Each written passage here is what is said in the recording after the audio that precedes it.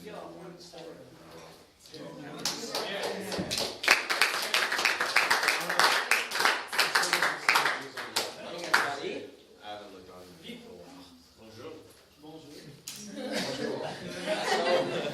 thought I'd start by showing you some pretty scenic pictures. Obviously, and the talk is about, I'm trying to convince you that we should pay more for water. So this is a pretty scenic area, shows the Enterprise Bridge, and that's near Oroville, north of Sacramento. That was a couple of years ago, a few years ago. And this is a more recent picture of it.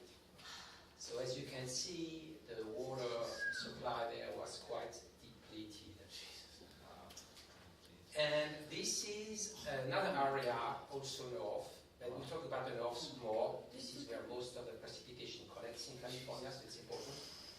And this is a before-after picture. You see a lot of boats there. I'm told you can still have a couple of boats there. Toy boats. So, as a matter of fact, there's no more water. And as a matter of fact, I'm pretty much done with my presentation. Thank you. Thanks so much for the clicker. Actually, there's still water there. But what's happened is from a somewhat minor concern to citizens, as you saw just 10 years ago, people were more concerned about pollution, which is a big concern. But today, clearly, they say, give me my water and I don't care if I breathe bad air. Pretty much. So this water that we have in California, where does it come from? So it's pretty interesting to go there.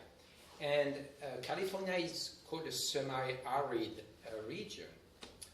And essentially, 75% of the precipitation collects north of Sacramento. Actually, there's a fancy word, it's called runoff. I learned it doing this research. We'll work on it. And 75% is actually used south of Sacramento. So there's a very complex system of dams. There's 1,400 dams, thousands of miles of aqueducts and canals to basically move this water from one place to the next. And when we move it from a place to the next, we take it from where it was and we put it where it was not, obviously. This is a picture of Ovens Lake. This is a lake that's east of the Sierras, was east of the Sierras, because there was this project in the 1900s to have more water in Los Angeles, the Mulholland project.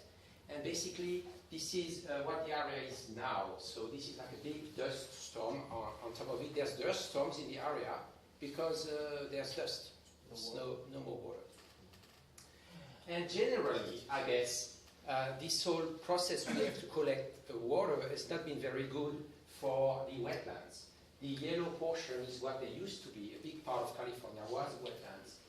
And today, it's the tiny little red spots are the remaining wetlands.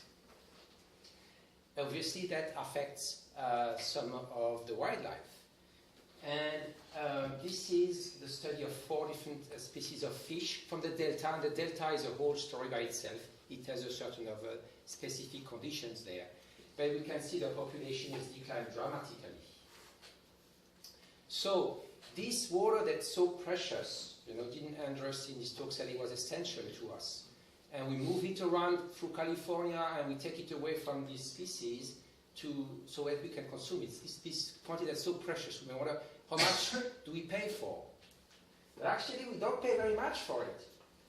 In the San Francisco Bay Area, it's just about 1% of our spending power is on this thing that's so essential to us and for which we're essentially changing the ecosystem completely. Particularly ironic is we actually pay less than the Sacramento area people. We are closer to the supply, so that's another story there that's not quite right if you ask me. But I see, and I know this is a very complex problem, but I see the direct correlation. If something that you don't really pay for, such as plastic bags, then you're not conscious of it and you just keep using it and you basically run out.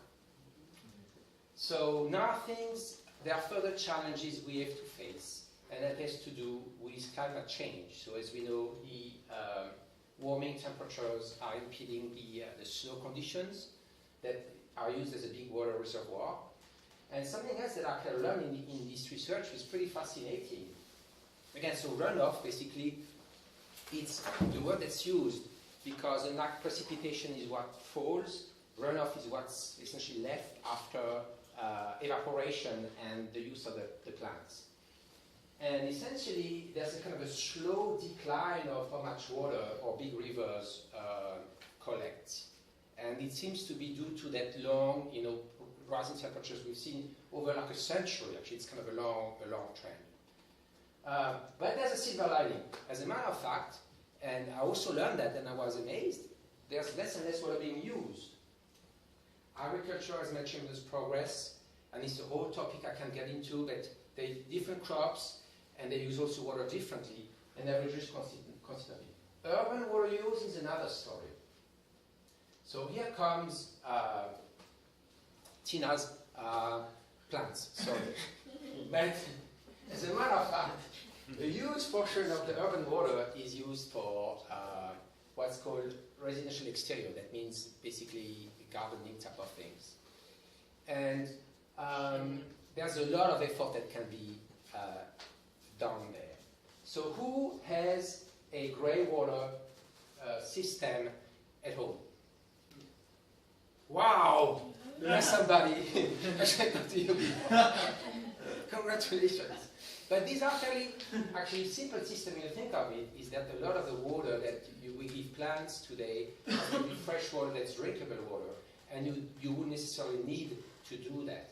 So you can recycle water, but it's hardly a market yet, because because people don't feel they should spend any money on it. They don't see the pain, so they're not willing to change. So there's not a lot of effort to build those. So that's something that's within our grasp. We can really do something, but because we're given this precious water for free, we're not doing it.